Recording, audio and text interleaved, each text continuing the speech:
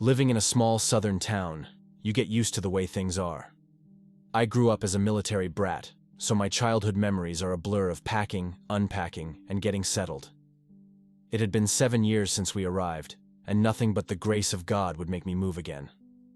A few years ago, my father got orders to station at a base in the middle of the Mojave. I was only 17 then, but after a few dozen screaming matches, I decided to strike out on my own a little early. I got a part-time job at the cafe, which was enough to rent a little rundown shack a couple of blocks from downtown. As far as I was concerned, I was living the dream, serving coffee a few hours a week and spending the rest of my time hanging out with friends, listening to music, and drinking. That particular morning started the same as any other. I woke up around noon with a text from Mark to meet me at the cafe. Took me about 2 hours to get up and head over. The sun had just begun its descent as I pushed the door to the cafe open, the bell above tinkling softly. The sound bothered me a little bit, but I couldn't tell why. It seemed to ring a little louder than I was expecting, and gave me this strange drilling sensation inside my head. I ignored the feeling as the smell of slightly stale coffee and pastries washed over me. I saw Mark and Jamie already sat at our usual spot. Mark looked up as I approached, a grin spreading across his face. "Hey Alex, Sarah should be here soon." "So what's on the docket today?" I asked as I sat down, stealing a bear claw off Jamie's plate and taking a large bite before he had the chance to protest. Mark's excitement was almost palpable. He was always the one with the big ideas and crazy schemes, which I honestly appreciated. They got us into trouble more often than not, but it beat day drinking in the Walmart parking lot like everyone else our age. "All right, check this out," Mark said, his eyes gleaming with excitement. "I was talking to my cousin who works for the county. He told me about this old abandoned food processing factory just outside of town. They used to package peaches there." I gave him a skeptical look. "That's your idea? Old canned peaches?" "No, idiot," he scoffed. "They left behind a ton of nitrates and phosphates. I've been doing some reading, and we can use them to make fireworks. I was up all night figuring it out and putting these together." He subtly opened his backpack to reveal at least a dozen PVC pipes fitted on both ends. "Now that's what I'm talking about," I said, grinning. Sarah walked in, catching the tail end of our conversation. "Sorry I'm late. I had a breakout and had to stop by the pharmacy. Upped my allergy meds. I freaking hate pollen," she said as I scooted over to make room for her on the bench. "Is there anything you aren't allergic to?" I laughed. She rolled her eyes, ignoring my question. "So, what's the plan for today?" Mark, Jamie, and I exchanged knowing glances. "Well," I started, "let's just hope you're not allergic to peaches." We finally managed to pry the side door of the factory off, which broke free from the hinges and smashed against the floor. Stepping inside, the air was thick and rancid as we bounced the beams of our flashlights around the packaging floor. "We should split up," Mark suggested. "Alex, you and Sarah check out the storage rooms for the chemicals. Jamie and I will find the control room and see if we can get the power back on." All of us nodded as we went our separate ways. Sarah and I wandered down the dark hallways, kicking open doors and looking for anything that looked vaguely like chemicals. The corridors were dark and damp, with black mold snaking along the walls like veins. The first few rooms we checked were empty, filled only with dust and the remnants of long-abandoned equipment. Each door creaked as we pushed it open, revealing more decay and desolation. As we moved further down the hallway, the mold seemed to become more aggressive, spreading in thick, dark patches along the walls and floors. The air grew heavier, making it harder to breathe. We kicked open another door, our flashlights revealing more of the same. Nothing useful. "This place is a bust," Sarah muttered. "Let's keep looking," I replied, though I was starting to feel the same way. There has to be something. We continued down the corridor, our footsteps echoing in the silence.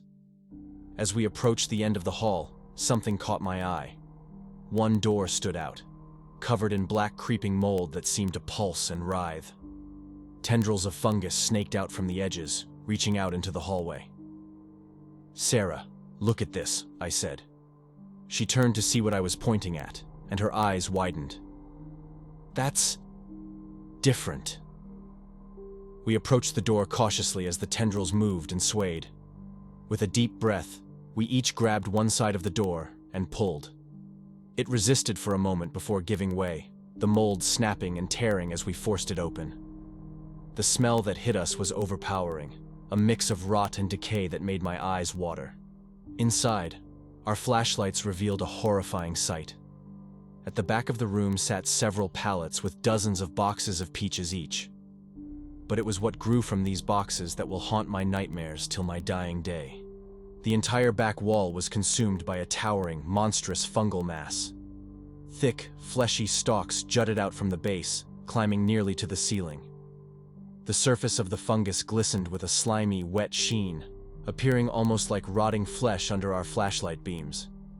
Each stalk was covered in a mottled, sickly green and yellow hue, with patches of black mold that seemed to pulse in the dim light. Interwoven within this horrific sight were bulbous growths, each one throbbing rhythmically, as if with a heartbeat of its own.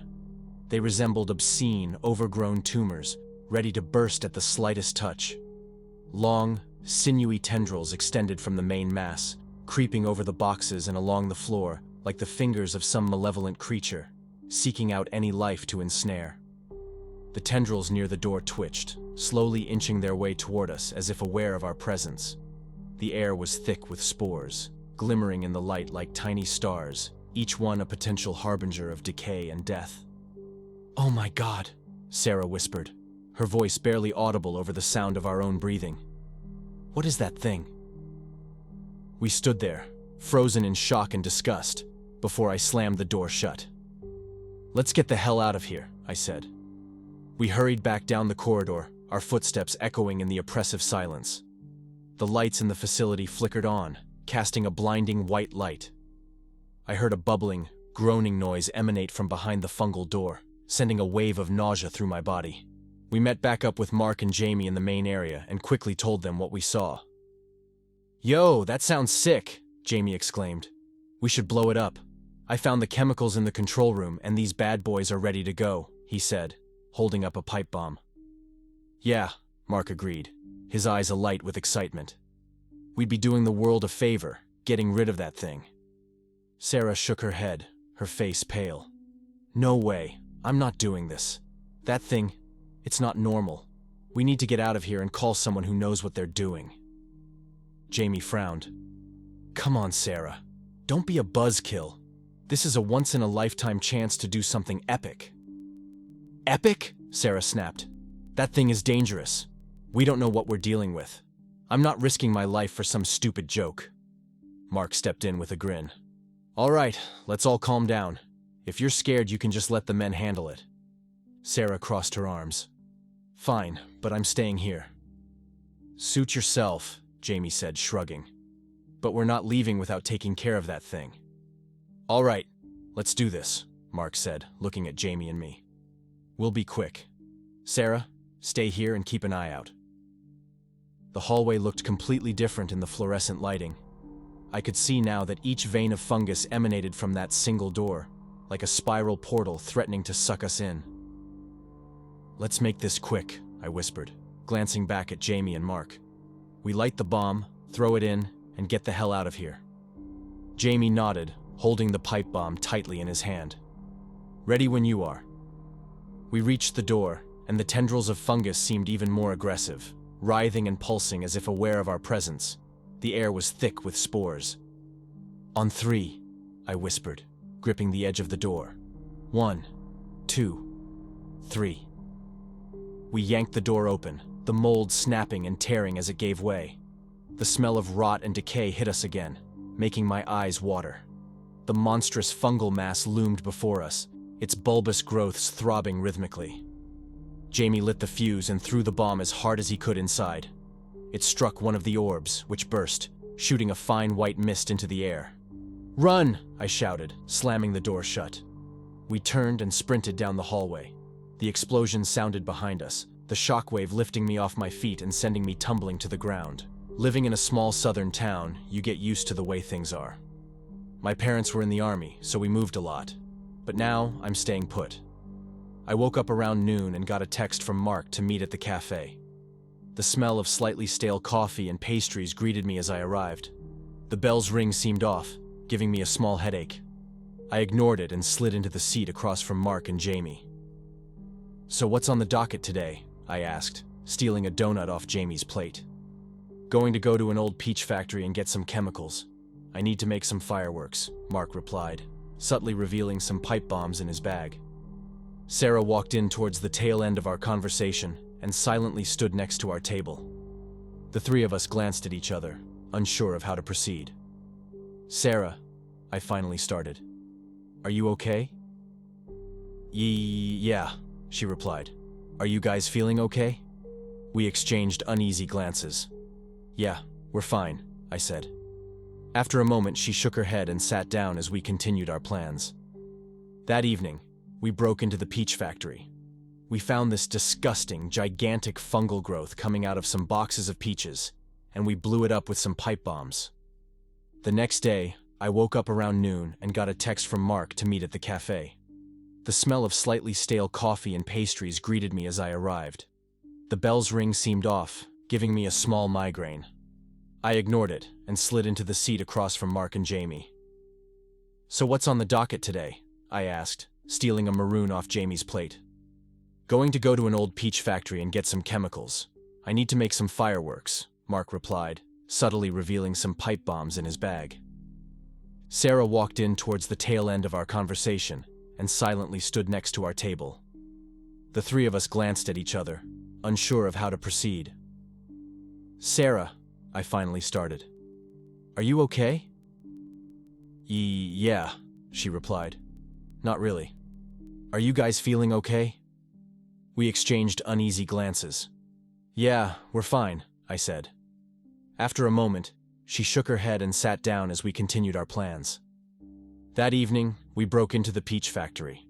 We found this disgusting, gigantic fungal growth coming out of some boxes of peaches, and we blew it up with some pipe bombs. The next day, I woke up around noon and got a text from Mark to meet at the cafe. The smell of slightly stale coffee and pastries greeted me as I arrived. The bell's ring seemed off, giving me a piercing migraine.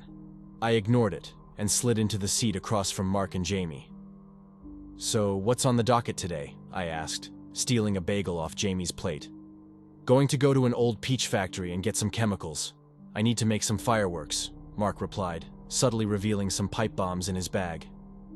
Sarah walked in towards the tail end of our conversation and silently stood next to our table. The three of us glanced at each other, unsure of how to proceed. "Sarah," I finally started, "are you okay?" "What's going on?" she asked, tears welling up in her eyes. "I'm scared." We exchanged uneasy glances. "It's fine, Sarah, just take a seat," I said. After a moment, she shook her head and sat down as we continued our plans. That evening, we broke into the peach factory. We found this disgusting, gigantic fungal growth coming out of some boxes of peaches, and we blew it up with some pipe bombs. The next day, I woke up around noon and got a text from Mark to meet at the cafe. The smell of slightly stale coffee and pastries greeted me as I arrived. The bell's ring seemed off, giving me a splitting migraine. As I slid into the seat across from Mark and Jamie, I noticed Sarah outside, fixated on a bird suspended in mid-flight. I went out to see her. "Are you seeing this?" she asked, her voice tinged with astonishment. "Yeah," I replied nonchalantly. "That happens all the time. Are you sure you're feeling okay?" "What the hell do you mean? Am I feeling okay?" she screamed. "That bird is frozen mid-air, and you don't think anything weird is going on?" Her yelling took me aback. I didn't understand her alarm, so I shrugged it off and joined Mark inside. As we began planning our nightly excursion to the peach factory, Sarah burst through the door, screaming, then vanished in a puff of smoke. "That's odd," I mused, my brow furrowed in confusion before we shrugged it off and resumed our scheming. The day after, I met Mark again at the cafe. This rhythm had become our existence, meetings by day, adventures by night at the old peach plant. That evening followed the familiar pattern. We reveled in the thrill of hurling pipe bombs into that small enclosed room. This routine had completely engulfed our lives. Day after day at the cafe, night after night at the factory, it seemed as though this cycle was all we had ever known. Reflecting on it, I couldn't remember any other way of life. However, One thing increasingly disturbed me: the ringing of the doorbell at the cafe's entrance. Each time I entered, the sound seemed sharper, more grating. Focusing on it brought a searing pain to my head, like a needle drilling through my skull. Yet, despite the agony, I found myself obsessing over it, the sound gnawing at the edges of my sanity. One day, driven to the brink by this incessant ringing, I decided to confront it head-on. I stood by the door, letting the bell chime repeatedly. Each ring sliced through my mind, but I persisted, sweat beading on my forehead, teeth clenched in torment. As the pain crescendoed, reality shattered. I woke to the blaring of a fire alarm, not the quaint doorbell I had imagined. The cafe was engulfed in chaos. The hallway was consumed by a sprawling fungal mass, its tendrils creeping along the walls. In the dim, flickering light, I saw Jamie, or what was left of him. Half of his skull was missing, the fungus attached grotesquely to his exposed brain, pulsating with each eerie beat of his fading heart. Mark was there too, seemingly unharmed physically, but trapped in a delusion, his eyes glazed over, a smile playing on his lips as the fungus encased him. Sarah lay collapsed by the fire alarm, her hand still on the lever. She had managed to pull it before succumbing to the spores that now clung to her body. The tendrils that had enveloped me snapped violently, each break releasing a sickening crack that echoed through the eerie silence of the hallway. An outline of my body remained imprinted in the fungal mass, a mold from which I had desperately broken free. Gritting my teeth against the pain and horror, I scrambled to Mark and Sarah. Mark was less entangled, lost in his fungal-induced stupor. I grabbed him under the arms, his body limp but alive, and dragged him across the floor. The fungus resisted, stretching like sinew before tearing away from him with wet, ripping sounds. Sarah was heavier, her body weakened but still fighting. I clasped her wrists, pulling with all my strength. The fungus clung to her, tendrils winding up her arms like ivy. With a final, determined yank, the last of the tendrils snapped, freeing her. We left behind fragments of the monstrous growth clinging to her clothes. Together, we staggered out into the night air, away from the suffocating enclosure. The cool air hit our faces, harsh yet cleansing. Behind us, the fire alarm continued to blare into the night. I fumbled with my phone, hands shaking, to dial the emergency number. The call went through, and within minutes, the sound of sirens cut through the stillness of the night, growing louder as help approached. The next few days were a blur. I remember fading in and out of consciousness as nurses pumped antifungals directly into my IV, their faces blurring into the sterile environment. Once we were somewhat cognizant, the police wanted answers. One by one we were interviewed, but we gave them nothing. I still don't know what the exact penalty is for manufacturing explosives and using them to destroy a building, but I'm guessing it's not community service. Jamie was still missing, and they hadn't found any sign of him or his body. I tried to hide my tears as I knew he was already long gone. After a few weeks, I was finally cleared for visitors and got to see Sarah again. She told me that after the explosion, she ran but couldn't leave us behind. She came back, only to see us being consumed by the fungus. Try as she might, she wasn't able to free us as she felt the oppressive spores take her under. She fought back and managed to pull the fire alarm before succumbing again. The doctors told her that her allergy medication gave her some resistance to the fungus. Otherwise, she might have been a goner. Mark was never the same. We never talked about what happened, and after trying once and him flipping out, I figured it was best to let sleeping dogs lie. That summer, he moved to upstate New York to work in his dad's business. I haven't seen him since. That fall, Sarah started college at Savannah State. I still call her every now and again, but it's not like it used to be. Despite all that happened, I'm not moving again. I'm happy here, and if it's up to me, I'll die in this little town. I still work at the cafe, as a manager now. On weekends, I come in and just sit at the booth we all used to share. I still think about Jamie from time to time. I wonder if he's dead or still stuck in his delusion, picturing the four of us sitting at our table, talking, laughing, and passing the time. Sometimes, when the cafe is empty and the light is just right, I can almost see him there, his smile frozen in that moment before everything went wrong. The cafe grows quieter each day, the hum of life fading into an eerie stillness.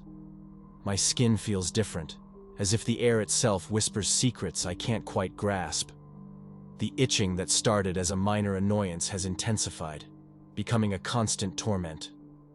I scratch at lesions that have begun to form on my arms and chest, red and raw, with patches of green spreading beneath the surface. I've started to wear long sleeves to cover my arms and a mask to hide my purpling lips. Some nights, when closing, as I sit alone in the dim light of the cafe, the itching becomes unbearable. I claw at the lesions, feeling a dampness beneath my skin. Sometimes, when I cough, I could swear I see tiny spores hanging in the air, reminiscent of the bursting nodules growing on the stalks of the monster. Occasionally, I hear the bell ring and the door open, but no one is there. I look outside into the empty night and see nothing. This went on for weeks, becoming more frequent. But one night, the door opened, and I saw Jamie standing there, the picture of health. I went to embrace him and noticed my lesions were gone too. It was almost as if we had never gone to the peach factory. It was suddenly morning, and the light shone through the cafe. For the first time in forever, we were happy. We talked about nothing, passing the time. After what felt like hours, he told me it was time to go, but his mouth wasn't moving. I felt like I could read his thoughts, and he could read mine. We stood up as I took one last look at the cafe and headed off with him, back to the peach factory. As we walked, a strange calmness settled over me. I remember feeling that I wanted to ask if he had talked to Mark or Sarah, and wondered how they were doing. But deep down, somehow, I could feel their presence, and I knew they were doing just fine. The sun was bright, the air crisp. The itching had vanished completely, replaced by an inexplicable craving for the sweetness of ripe peaches. Jamie and I shared a silent understanding, a bond deeper than any words could convey. The factory loomed ahead, its doors wide open as if inviting us in. The familiar scent of peaches and something else, something earthy and ancient, filled the air. We stepped inside, side by side, feeling at home for the first time in ages. The last thing I remember before the darkness took over was the feeling of the soft, warm peach flesh in my hand, and Jamie's voice in my head saying, "Welcome home."